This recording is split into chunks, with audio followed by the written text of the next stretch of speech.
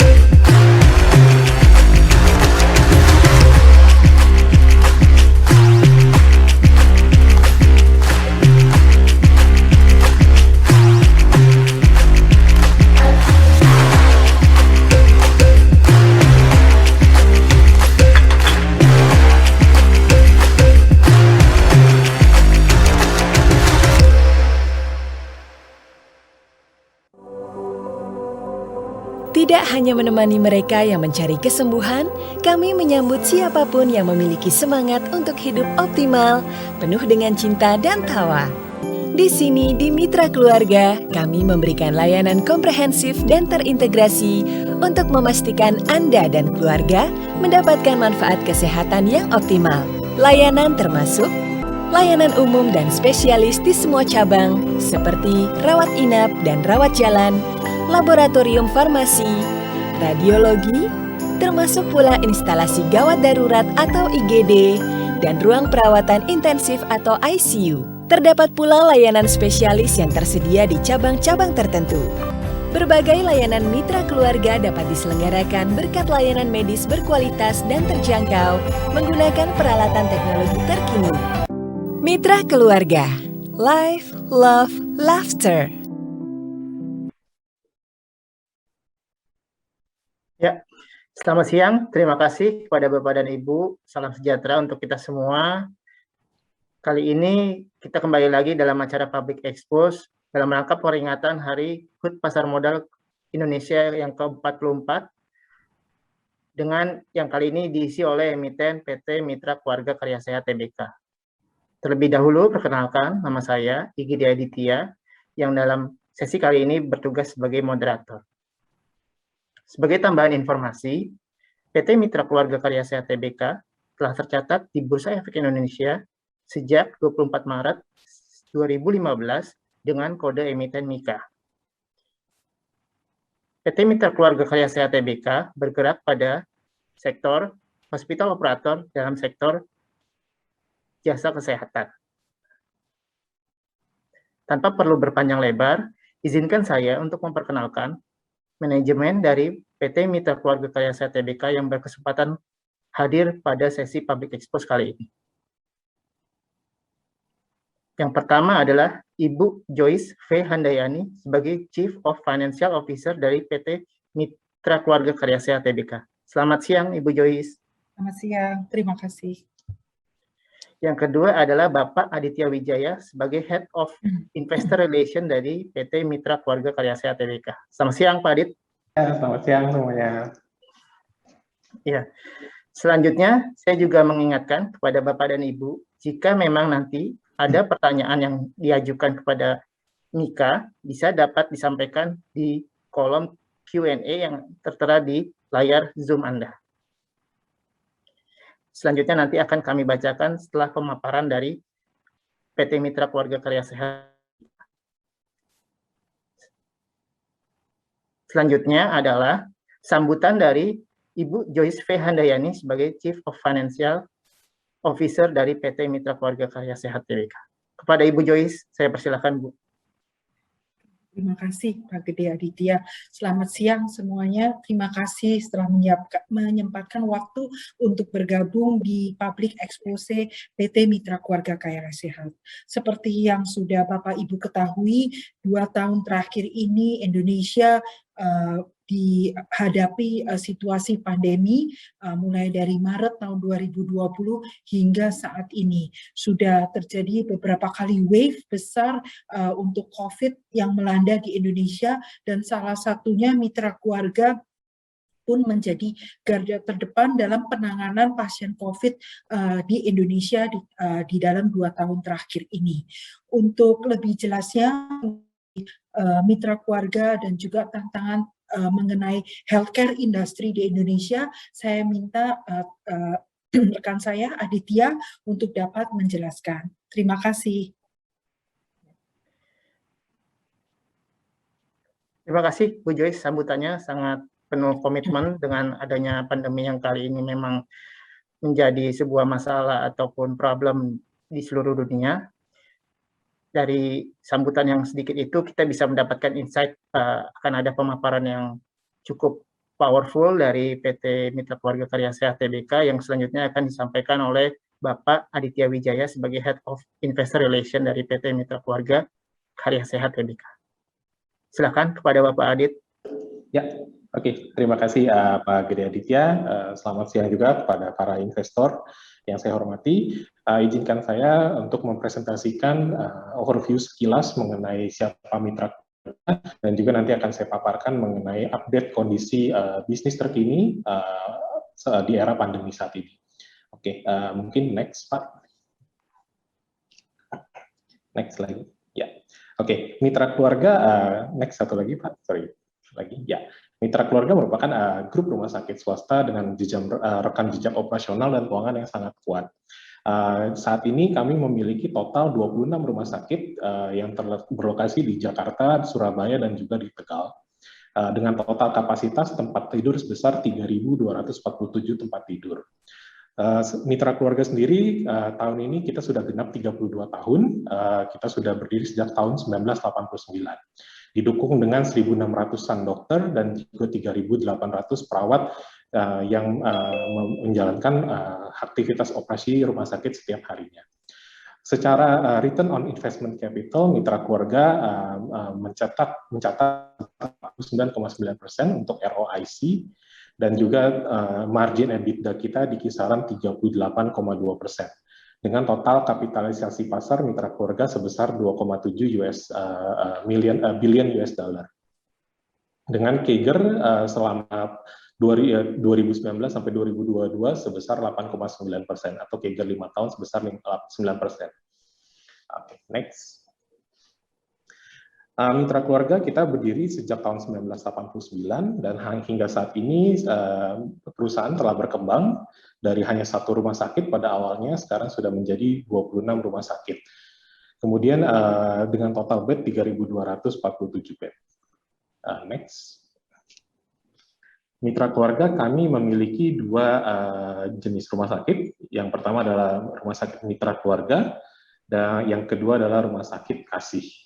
Belum di next ya. Ya, oke. Untuk Mitra Keluarga sendiri merupakan rumah sakit yang berkapasitas 200 tempat tidur dan berlokasi di Jakarta dan Surabaya.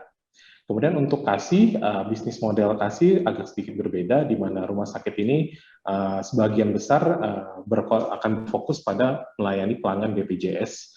Dan secara lokasi rumah sakit untuk Kasih, lokasinya kebanyakan berlokasi di daerah-daerah secondary city atau seperti Cirebon, Sukabumi, di mana yang spesialisasi yang tersedia di daerah-daerah tersebut lebih terbatas.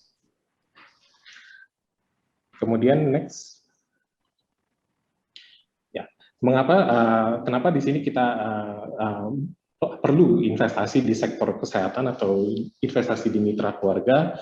Ada 6 alasan. Pertama adalah mitra keluarga merupakan penyedia layanan kesehatan terkemuka dengan rekan yang sangat kuat. Kemudian, kemudian yang kedua adalah penyedia kesehatan yang mapan di wilayah Jabodetabek. Kami memiliki rumah sakit yang sangat kuat di daerah Jabodetabek dan Surabaya. Kemudian ketiga, kenapa mitra keluarga? Karena kita merupakan rumah sakit komunitas yang paling terbaik di kelas dengan layanan kesehatan yang lengkap dan spesialis unggulan yang cukup sangat lengkap di rumah sakit kami.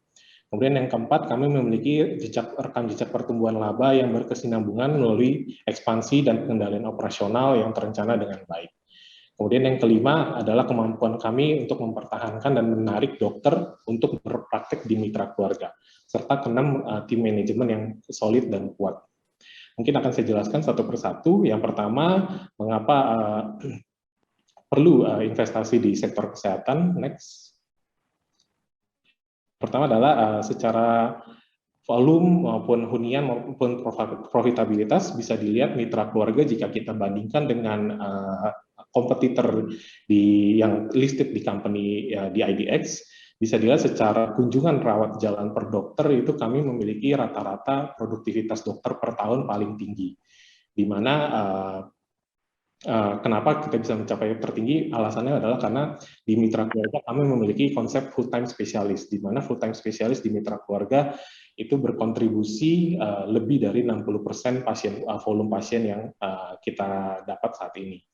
Total headcount dari full-time specialist di mitra keluarga kurang lebih ada 20%, dan mereka menyumbangkan 60% patient volume.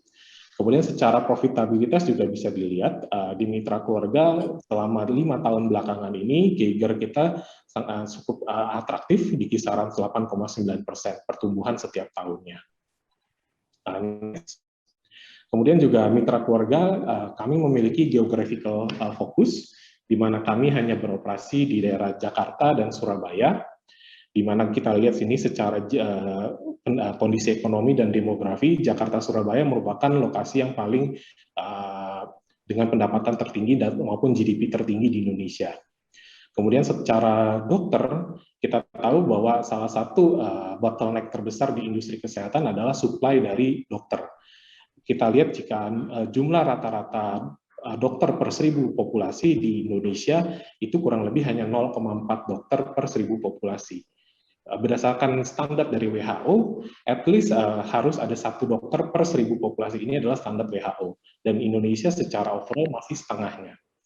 Kemudian kalau kita lihat kenapa kami berfokus di Jakarta dan Surabaya, alasannya adalah karena di Jakarta kalau kita lihat secara supply dokter itu bisa 3 kali atau 4 kali lebih dibandingkan di rata-rata Indonesia. Oleh karena itu, kenapa mitra keluarga kami berfokus di Jakarta dan Surabaya, di mana supply dan juga purchasing power dari demografi Jakarta-Surabaya sangat suitable dengan mitra keluarga. Oke, next. Sebagai penyedia rumah sakit, kami berfokus untuk melayani pelanggan yang, konsep rumah sakit kami adalah rumah sakit umum yang berfokus pada komunitas, di mana target pasien rumah sakit kami itu adalah pasien-pasien yang tinggal di sekitaran lokasi rumah sakit dengan jarak kurang lebih 2-3 km. Mengingat kondisi lalu lintas Jakarta yang memang sangat-sangat padat, maka kita lihat memang konsep komunitas hospital adalah yang paling tepat untuk diterapkan di Indonesia, terutama Jakarta.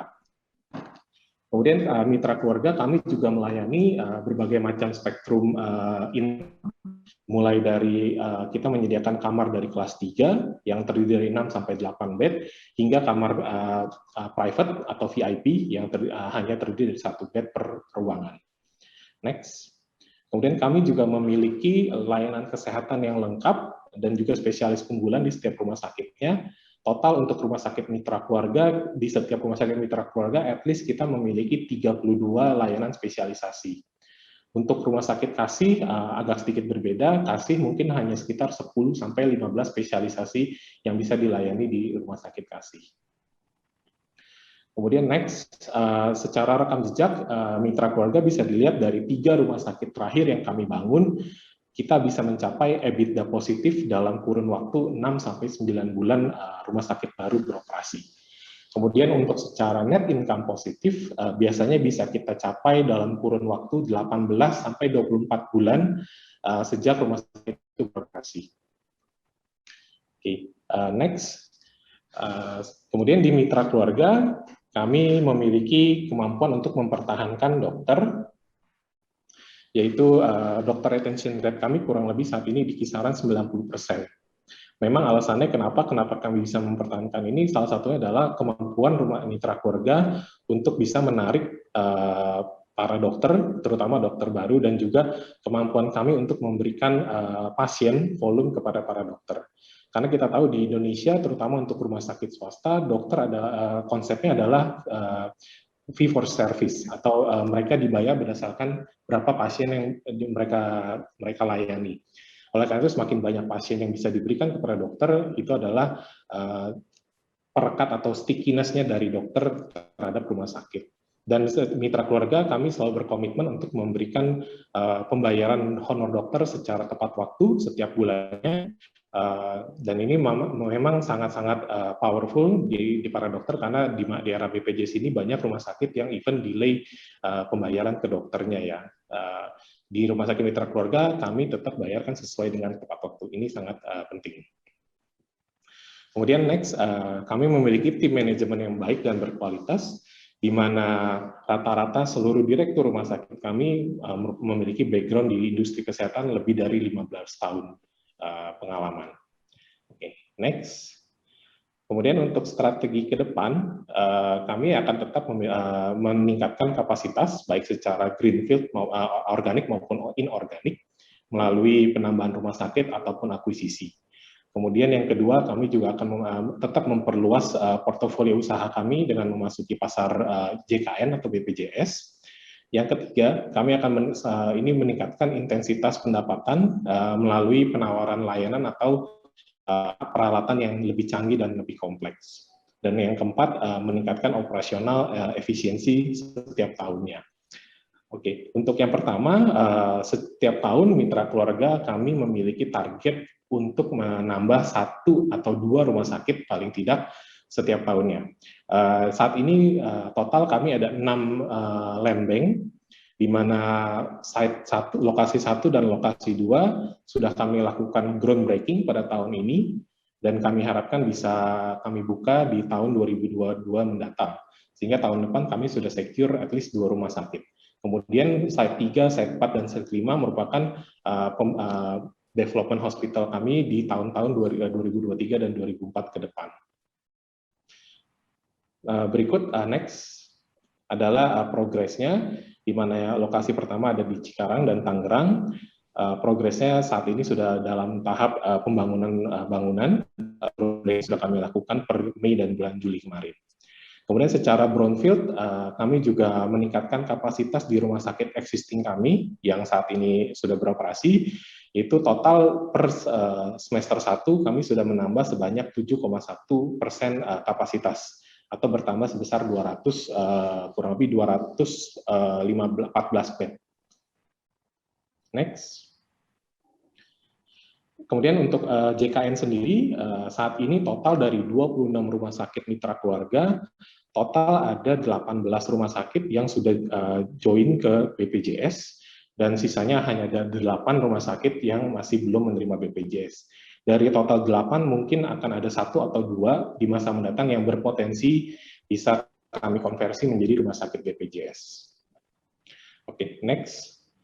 Kemudian secara peningkatan intensitas dan layanan, ini setiap tahun memang untuk mitra keluarga kompleksitas melalui penambahan alat-alat baru, melalui penambahan ICU, ataupun juga kami menambah spesialisasi unggulan baru. Contohnya di tahun ini kami membuka layanan IVF, boleh di next. itu adalah IVF sendiri adalah klinik fertilitas, dan ini adalah klinik fertilitas pertama yang kami buka di mitra keluarga.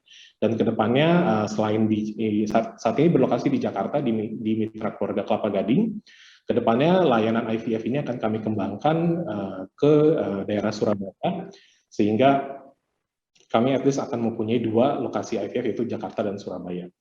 Kenapa IVF kami pilih juga karena salah satunya IVF merupakan kompleksitas yang paling tinggi di pelayanan rumah sakit, dan yang kedua tidak di-cover oleh BPJS, sehingga secara kompleksitas sangat menjanjikan untuk IVF. Kemudian selain IVF, kami juga memiliki plan untuk membuat layanan radioterapi. Ini untuk kanker. Itu pertama akan kami bangun di lokasi di Bekasi Timur. Kemudian untuk efisiensi operasi ini akan selalu kami lakukan setiap tahunnya, yaitu saat ini kami sedang dalam proses implementasi program IT teknologi yang baru. Kami akan migrasi dari program Hospital Information System yang lama menjadi SAP. Diharapkan dengan menggunakan SAP secara akurasi, secara efisiensi akan lebih kita rasakan nantinya setelah migrasi. Kemudian untuk standar pengadaan ini selalu kami lakukan terutama untuk rumah sakit baru, di mana ataupun rumah sakit akuisisi, di mana ketika kita akuisisi atau kita bangun rumah sakit, pasti kita akan menggunakan standar dari pengadaan obat, terutama dari mitra keluarga grup, yang di mana kami sudah memiliki kerjasama dengan para perusahaan farmasi besar. Oke. Oke, terkait update bisnis terkini, memang kalau kita lihat saat ini COVID menurut kami masih akan menjadi faktor penentu di Indonesia, terutama di industri kesehatan. Kenapa? Pertama, kalau kita lihat dari sisi vaksinasi, memang secara nasional ini angka yang kami ambil adalah angka per Agustus, di mana dosis 1 dan dosis kedua itu masih relatif sangat rendah ya untuk vaksinasi COVID di Indonesia.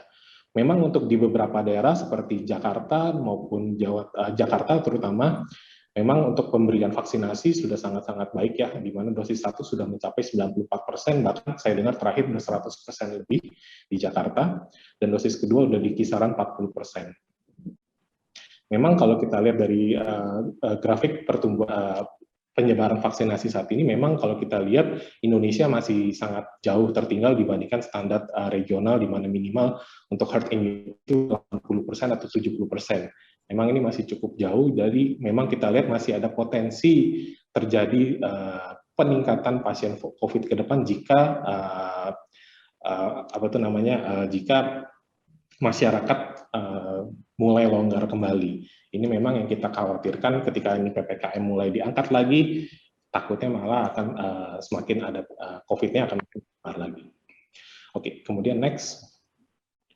Untuk itu, maka di mitra keluarga untuk menghadapi COVID, memang saat ini kita tetap strateginya akan tetap embrace COVID, di mana saat ini total kapasitas COVID kita per semester 1 kemarin sudah mencapai 1.473 bed, atau hampir 45% dari kapasitas yang kami punya saat ini kami dedikasikan untuk merawat pasien COVID. Secara bor, kalau kita lihat memang pasien COVID bornya sangat tinggi, terutama di bulan Juni dan Juli di mana terjadi lonjakan pasiennya sangat-sangat tinggi di 2 bulan terakhir, di mana bor kami hampir mencapai 100%. Di sisi lain untuk yang non-COVID juga kami melihat bornya tetap bertumbuh dari Q2, di mana pada saat itu kita tahu Q2 tahun 2020 itu pasien sempat mengalami penurunan yang tajam, dan saat ini sudah mulai berangsur-angsur kembali normal. Saat ini bor non-COVID kami di kisaran 68%. Oke, next. Kemudian apa saja yang kami lakukan untuk merespon COVID-19? Yang pertama adalah kami mendedikasikan tadi 45% dari kapasitas kami untuk merawat pasien COVID. Kemudian juga kami melakukan tes diagnostik untuk COVID seperti PCR maupun antigen. Total yang sudah kami lakukan kurang lebih sampai 1,15 juta tes PCR maupun rapid antigen per Juni lalu. Kami juga sudah mengoperasikan 10 lab untuk pengujian PCR yang memiliki kapasitas kurang lebih 2.000 tes per harinya. Selain itu, untuk mengantisipasi pasien yang takut datang ke rumah sakit, mitra keluarga juga kami sudah melaunching telekonsultasi sejak tahun lalu di September, dan per Juli kemarin juga kita sempat launching aplikasi terbaru kami, yaitu Altea Care, di mana pasien bisa berkonsultasi dengan dokter-dokter mitra keluarga lewat video conferencing. Dan jika memang dibutuhkan obat, nanti bisa kami melalui aplikasi ini pun bisa akan langsung mengirimkan obat ke rumah-rumah pasien di sekitaran mitra keluarga. Oke, next. Ini hanya beberapa matriks operasional di semester 1 2001, di mana kalau kami lihat memang COVID salah satu faktor yang dominan di 2021 ini, tapi di sisi lain juga kita lihat pemulihan pasien non-COVID, terutama yang dirawat inap juga, di mana kita lihat per Q2 itu total rata-rata pasien per hari itu udah 181.000 pasien. Kemudian untuk rawat jalan sendiri kita lihat sudah berangsur-angsur meningkat, mulai dari di Q3 2020 di 495.000, sekarang sudah meningkat ke 582.000 pasien. Kemudian secara kontribusi pasien rawat inap baik COVID maupun non-COVID memang masih didominasi oleh pasien per Q2 dominasinya sudah mulai berubah, di mana 65% itu dominasi oleh non-COVID. Dan COVID-nya adalah 34%. Kemudian dari pasien COVID sendiri, 70%-nya adalah pasien Kemenkes, dan 30% itu adalah pasien non-Kemenkes atau mereka menggunakan asuransi pribadi maupun perusahaan. Dari sisi peningkatan pendapatan rata-rata per hari rawat inap, kalau kita lihat di Q2, sedikit penurunan dibandingkan Q1, karena kan rata-rata pasien COVID-nya yang turun di Q2. Kita tahu di mana pasien COVID ini memang secara intensitas tinggi. Kemudian untuk pendapatan rata-rata per kunjungan rawat jalan, memang kita lihat ada peningkatan dari Q1 ke Q2 ini memang masih disebabkan oleh banyaknya tes PCR yang dilakukan di mitra keluarga, sehingga meningkatkan intensitas dari perseroan. Oke, next. Mungkin ini untuk tinjauan keuangan di first half, kita lihat memang secara total pendapatan kami di first half 2021 meningkat sebesar 65,8%, ditopang sebagian besar oleh pendapatan rawat inap sebesar 70,2% dan pendapatan rawat jalan sebesar 57%. Secara total kontribusi pendapatan COVID kurang lebih mencapai 40% dari pendapatan konsolidasi kami di semester 1 2021. Kemudian kita lihat memang secara total volume pasien itu mengalami peningkatan dari 1,1 juta pasien menjadi 1,25 juta pasien atau meningkat sebesar 11,3%. Secara kapasitas kami meningkatkan kapasitas tempat tidur operasional sebanyak 7%. Dan secara BOR memang ada peningkatan dari 53% menjadi 62% BOR karena okupansi COVID dan juga pemulihan dari pasien non-COVID yang di Q2 lalu. Kemudian secara intensitas dibandingkan first half 2020 dibandingkan first half 2021, baik secara rawat inap maupun rawat jalan meningkat sebesar 37,2% dan 41,2% untuk yang rawat jalan secara intensitas. Ini memang banyaknya ditopang oleh karena pasien COVID dan juga tes diagnostik terkait PCR maupun antigen yang sebelumnya belum ada. Kemudian secara bottom line atau mitra keluarga kami membukukan EBITDA sebesar 1 triliun atau naik 117% dibandingkan semester 1 2020 lalu. Dengan EBITDA margin di kisaran 42% dibandingkan tahun lalu yaitu 32,4%. Memang sebagian besar ditopang oleh pendapatan dari COVID. Kemudian secara margin laba bersih, mitra keluarga membukukan laba bersih sebanyak 712 miliar atau naik sebesar 124% dari tahun lalu dengan dengan margin 29,8%. Next. Kemudian dari sisi breakdown revenue, kalau kita lihat tidak ada perubahan yang cukup mendasar. Masih sebagian besar revenue kami ditopang dari penjualan obat, kedua dari layanan penunjang medis. Jadi masih kurang lebih proporsinya masih sama.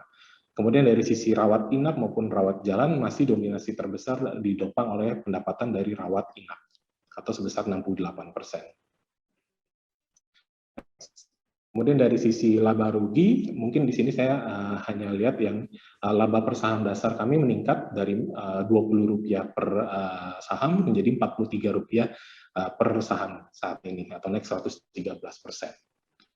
Next. Kemudian secara neraca, jumlah total aset meningkat sebesar 11% dibandingkan 31 Desember 2020 lalu. Next. Kemudian untuk total laporan arus kas, saat ini total arus kas kami, total kas dari operasi meningkat sebesar 198,5% dari 400 miliar menjadi 800 miliar. Kemudian arus kas investasi kami juga meningkat dari hanya 4 miliar sekarang menjadi 170 miliar karena adanya investasi di beberapa reksadana dan juga obligasi. Kemudian untuk kenaikan kas di akhir periode meningkat sebesar 74,4 dari 971 miliar menjadi 1,69 triliun. Oke, next.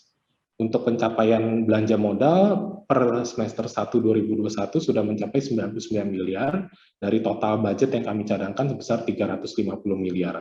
Total 350 miliar ini adalah kebanyakan untuk pembangunan 2 rumah sakit yang sudah tadi saya sebutkan sebelumnya. Kemudian dari sisi arus kas, saat ini mitra keluarga secara net rating cycle di 14 hari, memang ada sedikit peningkatan dari 4 hari ke 14 hari dikarenakan adanya pembayaran piutang yang lebih cepat dari 76 hari di tahun lalu sekarang di 55 hari, sehingga netnya meningkat sebesar 10 hari. Oke, terakhir mungkin ini adalah opportunities ke depan setelah 2021 di mana kami melihat ada potensi perubahan regulasi di BPJS. Boleh di next, Pak. Sorry, ya. Memang kita tahu BPJS akan menerapkan kelas standar, di mana saat ini di BPJS terdiri dari 3 macam kelas 1, kelas 2, dan kelas 3. Kedepannya yang kami dengar adalah BPJS akan menggunakan skenario kedua, di mana akan ada dua pembagian jenis kelas, yaitu kelas standar dan subsidi, dan kelas standar non-subsidi. Memang kalau kita lihat ke depan secara impact-nya adalah setelah regulasi ini diimplementasi akan terjadi shifting antara kelas 1 dan kelas 2 di mana ke depannya mereka harus memilih. Jika mereka ingin stay di kelas 1 atau kelas 2, maka ke depan mereka harus upgrade menjadi pasien umum, tidak bisa menggunakan BPJS. Jika mereka mau menggunakan BPJS, maka kelas yang harus mereka pilih adalah kelas 3. Atau kelas standar yang akan ditentukan oleh BPJS ke depan. Jadi memang kalau kita lihat ada opportunity di mana ada shifting dari pasien BPJS jadi pasien non BPJS ke depannya. Mungkin itu saja dari saya, pemaparan singkat mengenai mitra keluarga dan juga kondisi bisnis terkini saat ini. Terima kasih. Ya, terima kasih Bapak Aditya atas pemaparannya. Kita langsung lanjut saja ke sesi tanya-jawab. Pertanyaan pertama dari Bapak Axel Bramantio adalah mengenai pandemi COVID-19 ini juga mempercepat adanya disrupsi ekonomi ya di healthcare industry. Nah, pertanyaannya adalah bagaimana respon dari PT Mitra Keluarga Karya Sehat dalam menanggapi fenomena seperti ini. Silakan Bapak Aditya atau Ibu Joyce. Saya jawab. Jadi memang benar terkait dengan pandemi COVID ini memang mendrive terkait digitalisasi. Ini memang menjadi PR, bukan PR ya, suatu hal yang memang sudah direncanakan dan dilakukan di Mitra.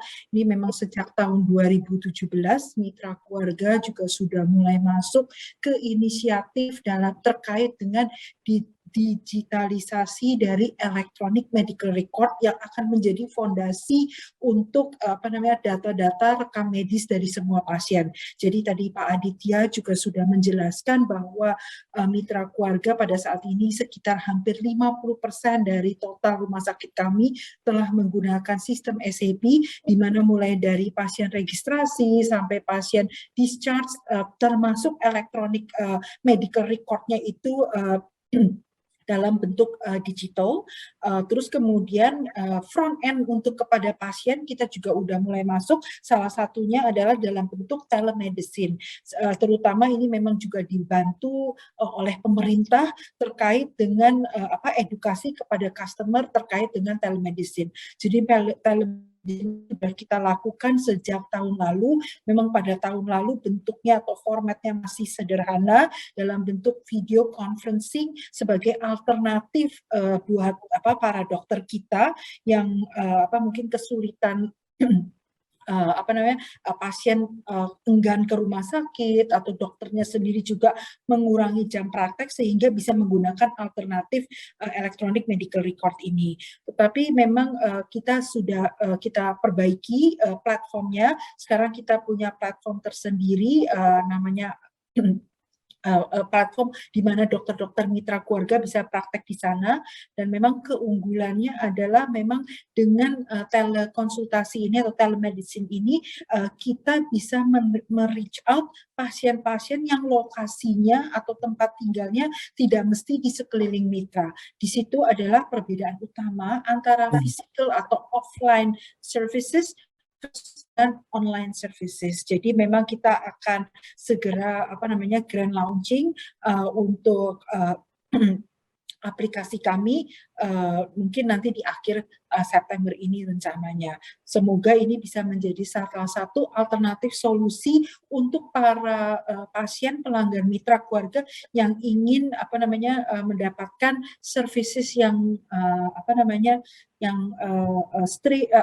yang cepat, yang bisa almost on demand dengan para spesialis mitra keluarga, dokter spesialis di mitra keluarga. Ya.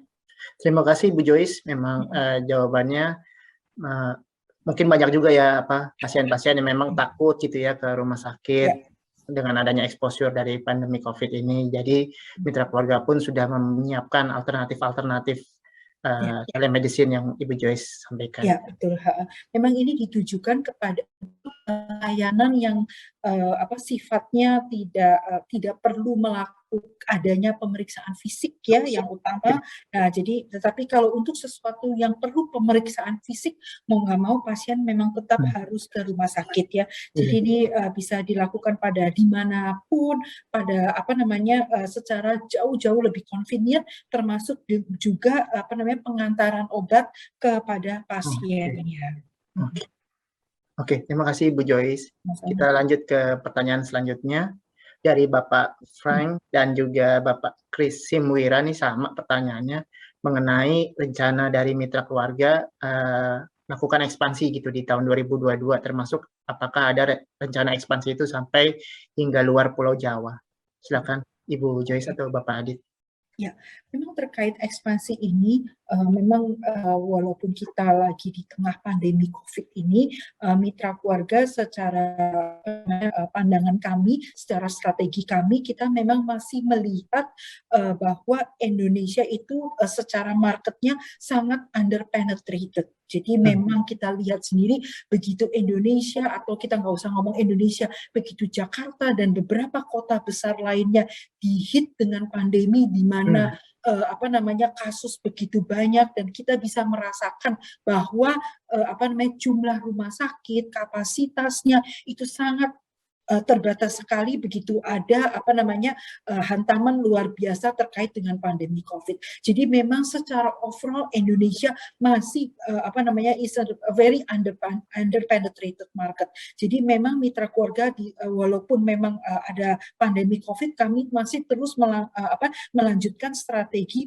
growth strategy kita.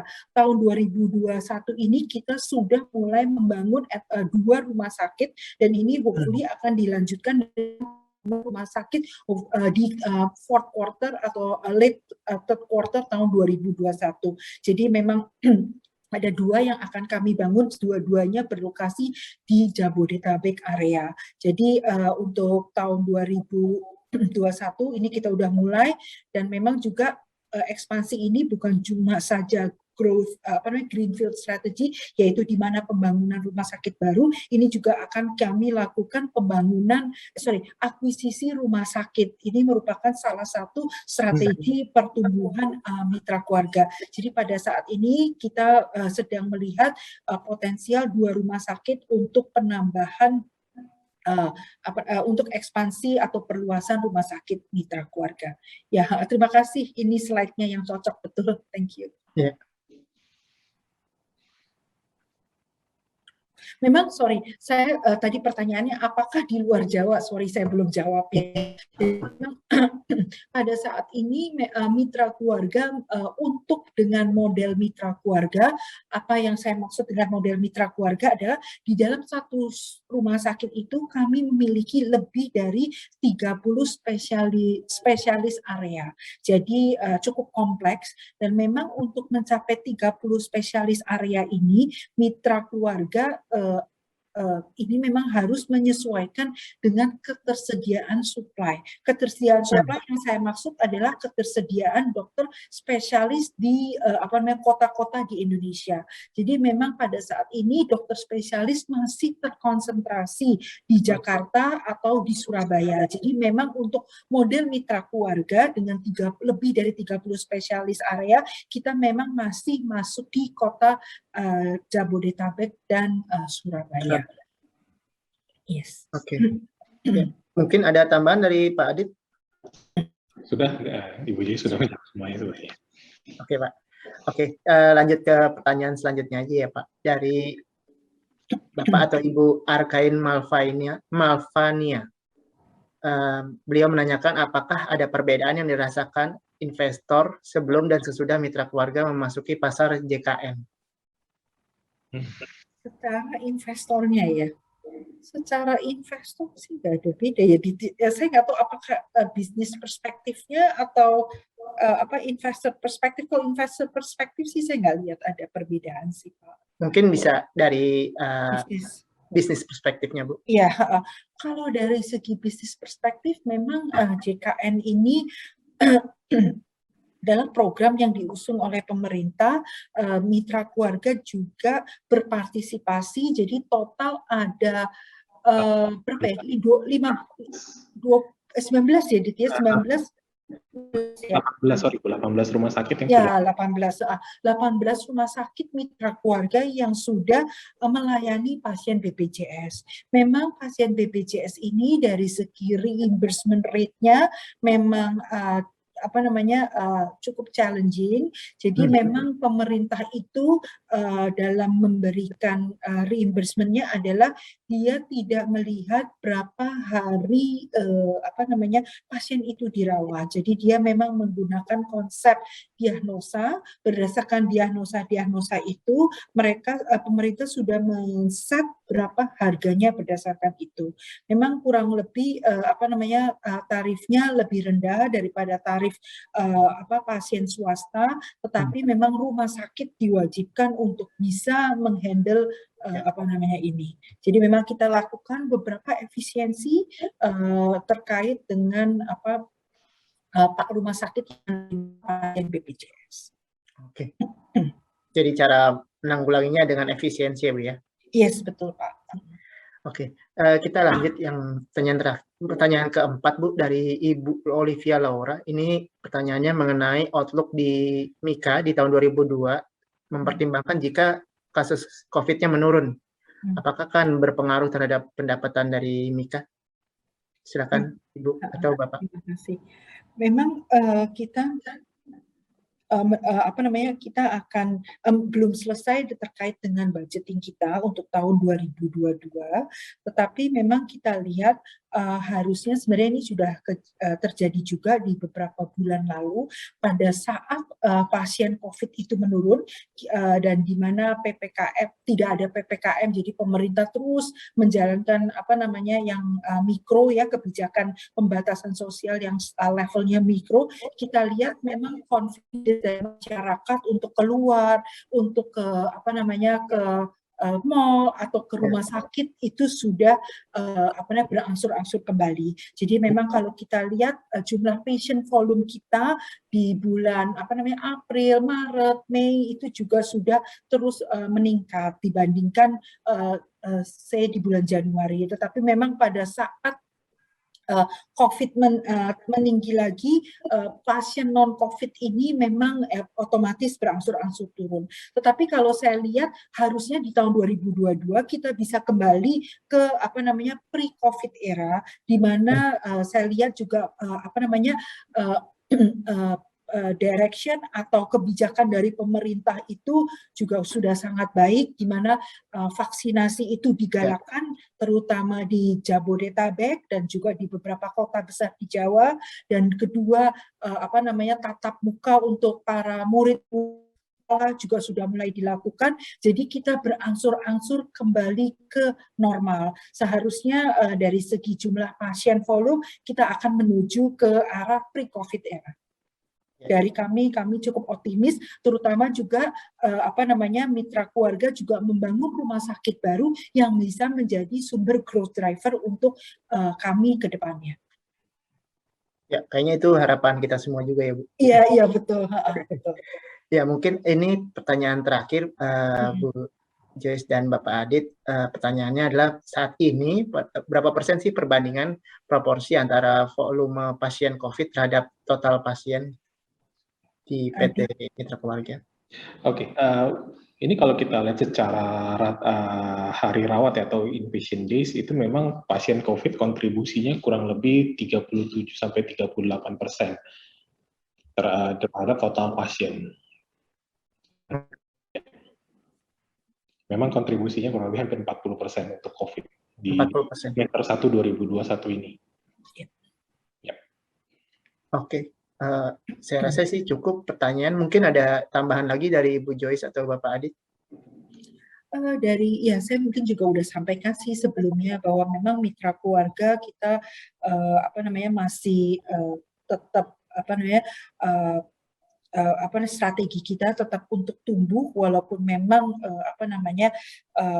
ada pandemi ini, banyak mungkin di bisnis-bisnis lain meragukan mengenai ekonomi of scale, tetapi kalau dari segi mitra dari kami, strategi kami, Indonesia masih sangat kekurangan dari segi jumlah bed capacity dari services layanan kesehatan ini, maka kami masih terus berkembang strategi kami untuk terus tumbuh berkembang tetap kami lakukan di tahun ke depannya. Jadi kita akan merambah ke beberapa kota kecil dengan brand kami, second brand kami yaitu Kasih Group. Di sana di mana kita sudah eksis di Cirebon, Sukabumi dan beberapa kota lainnya. Ya. Terima kasih Bu Joyce, Pak Adit atas pemaparannya. Semoga semakin sukses ke depannya untuk PT Mitra Keluarga Karya Sehat TBK. Sehat-sehat juga buat Ibu Joyce dan Bapak Adit. Ya. Terima kasih Pak. Terima kasih Pak Gede. Salam sehat semuanya. Terima kasih Rektor yang sudah hadir sore ini. Terima kasih. Ya, saya juga izin mengingatkan bahwa ada kuesioner yang bisa Bapak Ibu hadirin untuk isi sehingga menjadi bahan evaluasi dalam pelaksanaan public expose kita ke depannya menjadi lebih baik dan lebih dapat berguna dalam perkembangan pasar modal Indonesia.